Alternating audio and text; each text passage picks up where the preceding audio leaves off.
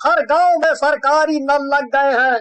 बस हमारा ही गांव है जहां कोई नल नहीं लगवाता। वोट लेने आ जाते हैं पर तरक्की के समय खाली अंगूठा दिखा देते हैं। सही कह रहे हो भाई, अभी भी कुएं से पानी खींचना पड़ता है। बताओ भला, 2-4 बाल्टी थोड़ी ही ना है जो निकाल लो। ऊपर से आजकल के नौजवान बच्चे मेहनत नहीं करना चाहते। हम बूढ़ों को ही पानी खींचना पड़ता है। तभी एक आवाज आती है। एक रात पीनू कुआं से पानी लेने जाती है। वो बाल्टी भर के रस्सी से बाहर खींची रही होती है कि उसे एकदम झटका लगता है, जैसे किसी ने उसकी बाल्टी कुएं के बीच में ही पकड़ ली हो। पीनू कुएं में झांकती है। अरे यहाँ तो कोई रुकावट नहीं है, फिर बाल्टी कैसे रुक गई? पीनू जैसे ही फिर से बाल्टी खींचती है, बाल्टी फिर अटक जाती है और साथ ही एक डरावनी आवाज आती है। पानी चाहिए तो खुद अंदर आकर लेना पड़ेगा। पीनू अब थोड़ी डर जाती है। वो हिम्मत बांधकर दोबारा कुएं में झांकने लगती है तो उसे एक डरावना चेहरा दिखता है, एक भयानक भूत। भूत को देख वो सहम जाती है और अपने उल्टे कदम पीछे आने लगती है। तभी भूत बाल्टी को अंदर की तरफ जोर से खींचता है और पीनू रस्सी समेत कुएं में खींची चली जाती है। अरे बचाओ कोई, भूत भूत, कोई बचाओ! तभी एक जोर की आवाज आती है। आवाज सुनकर पड़ोस वाले कुएं के पास आते हैं। एक पड़ोसन कुएं के अंदर झांकते हुए आवाज लगाती है, पीनू, अरे पीनू, क्या तुम मुझे सुन पा रही हो? पीनू सब सुन पा रही थी। उसकी आवाज कुएं से बाहर नहीं आ रही थी। अब उसका गला भी बंद गया था और देखते ही देखते पीनू लोगों को दिखना बंद हो गई। देखो, एक और जान। इस पानी के चक्कर में कितनी जानें जा चुकी हैं और कितनी मौत भेंट चढ़ेंगी यहाँ। सही कह रहे हो, क्या करें, पर मजबूरी हमारी। एक गांव से दूसरे गांव और फिर तीसरे गांव भूतिया कुएं की खबर सब जगह फैलने लगी। राजू नाम के एक पत्रकार तक भी ये खबर पहुंची। अरे काका, ये कुएं की कहानी सच है क्या? लोग कह रहे हैं कि वो मौत का कुआं है, कोई कहता है कि शापित कुआं है, तो कोई कहता है उसमें भूत प्रेत रहते हैं। माजरा क्या है? बेटा, बात ऐसी है कि फूलपुर गांव के बाहर एक सुनसान कुआं था, जिसके बारे में कहा जाता था कि वहां से रात में अजीब आवाजें आती है। लोगों ने कई बार कोशिश की कि उस कुएं को बंद कर दिया जाए, लेकिन जो भी ऐसा करने जाता वो या तो गायब हो जाता या पागल होकर लौटता। ये कुआं किसी जमाने में गांव वालों के लिए जीवन रेखा हुआ करता था, पर समय के साथ साथ अब ये मौत की पहचान बन चुका था। राजू एक युवा पत्रकार था जिसने कई रहस्यों को उजागर किया था। इस बार कुएं की सच्चाई जानने की वो ठान चुका था। गांव वालों ने उसे चेतावनी दी कि वो उस कुएं के पास ना जाए, लेकिन उसकी जिज्ञासा उसे वहां खींच लाई। रात के अंधेरे में जब राजू उस कुएं के पास पहुंचा तो उसने देखा कि कुएं के चारों ओर एक अजीब सन्नाटा पसरा था कि अचानक हवा में फुसफुसाहट गूंजने लगी। तभी एक ठंडी हवा का झोंका आया और भूत कुएं के ऊपर मंडराने लगे। मुझे लग ही रहा था कि ये कुआं कोई आम कुआं नहीं है। किसी आम कुएं में इतनी मौत होना असंभव है। पर तुम लोग मासूम लोगों को क्यों मार रहे हो? वे बेचारे तो अपनी प्यास बुझाने आते हैं यहाँ।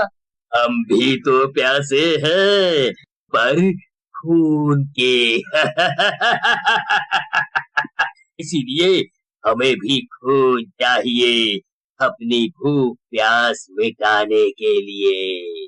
पर ये गलत है, तुम लोग कुएं का गलत फायदा उठा रहे हो। ऐसा होता रहेगा तो सारे गांव के लोग किसी दूसरी जगह बसेरा करने चले जाएंगे। फिर क्या करोगे तुम? इधर राजू दिमाग लगाकर अपनी जान तो बचा लेता है, पर अभी भी उसे विश्वास नहीं हो रहा था कि उसने सच में भूतों से बातें की है। पर इस हड़बड़ाहट में उसका कैमरा गिर जाता है, जिससे वो वीडियो खराब हो जाती है और सबूत के नाम पर कुछ नहीं बचता। अब राजू को कैसे भी चैन नहीं पड़ रहा था। उसे था कि इस रहस्य को कैसे उजागर किया जाए, कैसे गुत्थी सुलझे। कई सवाल राजू के मन में चल रहे थे। अगले दिन फिर राजू ने हिम्मत करके गांव के बुजुर्गों से इसके इतिहास के बारे में पूछा। ऐसा क्या राज है कुएं का जो बताने से आप इतना डरते हो, लेकिन लोगों की मौत आप खुली आंखों से देख रहे हो? सालों पहले गांव में कुछ लालची जमींदार घुस आए थे। गांव के लोग भोले भाले थे। जमींदार ने उन्हें लालच दिया कि अगर वो अपनी जमीन उनके नाम कर देंगे तो वो उन्हें बहुत पैसा देंगे, जिससे वे लोग परिवार के साथ शहर में जाकर अच्छा जीवन जी सकेंगे। कुछ गांव वाले उनकी बातों में आकर उनकी बात मान गए, पर कुछ लोग उन लालचियों का मन समझ गए। लालची लोगों ने उन निर्दोषों को इस कुएं में मार के फेंक दिया।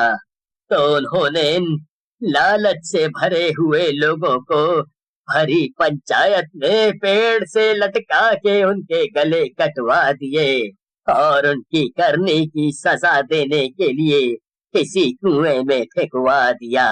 शायद ये बुरी आत्माएं उनकी आत्माएं ही हैं। अगर आपको ये बात पता है तो गांव वालों को सतर्क क्यों नहीं करते? लोगों को मरने क्यों दे रहे हो? पानी का एकमात्र सहारा यही कुआं है। हम कुछ नहीं कर सकते, कोई और रास्ता भी नहीं है। राजू अब बहुत परेशान था कि कैसे भी करके उसे इस राज से पर्दा उठाना पड़ेगा और गांव वालों की जान भी बचानी पड़ेगी। लेकिन सबसे बड़ा सवाल था कि कैसे। उसने गांव के पुजारी से संपर्क किया जो इस कुएं की सच्चाई से वाकिफ थे। कई पन्ने पलटने के बाद उन्हें एक उपाय मिला, पर राजू ने तय किया कि वो खुद इस अनुष्ठान का हिस्सा बनेगा। चाहे जो भी हो, वो इस केस को सुलझाकर ही चैन की सांस लेगा। धीरे धीरे मंदिर में ही कुछ बहादुर गांव वालों को बुलाकर सारी कहानी समझाई गई और प्लान बताया गया। रात के तीसरे पहर राजू, पुजारी और कुछ गांव वाले कुएं के पास पहुंचे। राजू ने कैमरा चालू किया और पुजारी जी को इशारा किया। पुजारी ने पहले तो कुएं के चारों तरफ पवित्र भभूत का गोला बनाया और उस कुएं को उस गोले के अंदर ही बांध दिया। हर मंत्र के साथ एक भूत गुस्से में कुएं के ऊपर आकर गुर्राने लगा। हम बदला लेंगे, हमें कोई नहीं रोक सकता। बदला तो तुम बुरी आत्माओं ने ले ही लिया है, वो भी मासूमों को मारकर। नीयत तो तुम्हारी बुरी थी, पर भुगतान इन बेचारों को करना पड़ रहा है। तुझे क्या लगता है ये सब करके तू बच जाएगा, या ये सब बच जाएंगे?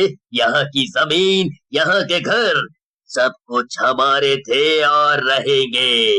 मरने के बाद तुम भूत इस कुएं में सालों से हो और इस गांव की जमीन से तुम्हारा क्या लेना देना है? अगर तुम लोग चैन से रहते तो इस जीवन में ना सही, भगवान तुम्हें दूसरी योनि में जिंदा कर देते। पुजारी जी, चाहे जो हो जाए, अनुष्ठान नहीं रुकना चाहिए। यही हमारे पास आखिरी मौका है। अगर आज हम चूके तो बहुत कुछ खो देंगे। अनुष्ठान पूरा होते ही पुजारी जी ने इशारा किया और राजू ने हिम्मत जुटाकर पवित्र जल कुएं में छिड़का। तभी एक तेज रोशनी चमकी और आत्माएं तड़पने लगी। गांव वालों ने मिलकर उन मृत आत्माओं के लिए प्रायश्चित किया और उन्हें विधिवत मुक्त करने का अनुष्ठान पूरा किया। जैसे ही रोशनी कुएं को चारों ओर से घेरने लगी, आत्माएं तड़प उठी और सुबह होते होते कुएं से सारी डरावनी आवाजें बंद हो गईं। राजू को भूतों की कहानी जानकर एहसास हुआ कि गलत तो उनके साथ भी हुआ है, पर सच यही था कि अब वो मुक्त होने चाहिए। फिर पुजारी ने उन भूतों पर और कुएं में भभूत डाल दी और पवित्र लाल धागे से उस कुएं की दीवारों पर बंदिश बना दी। पता नहीं आपका शुक्रिया कैसे करें। आप नहीं आते तो आज ये गांव शमशान होता।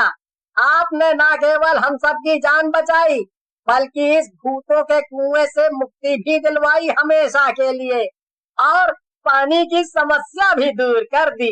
शुक्रिया कैसा, इंसान को दूसरे इंसान के काम आना ही चाहिए। मैंने बस अपना फर्ज निभाया। फिर अगले ही दिन से नल लगाने का कार्य शुरू हो जाता है और पानी की समस्या खत्म होती है।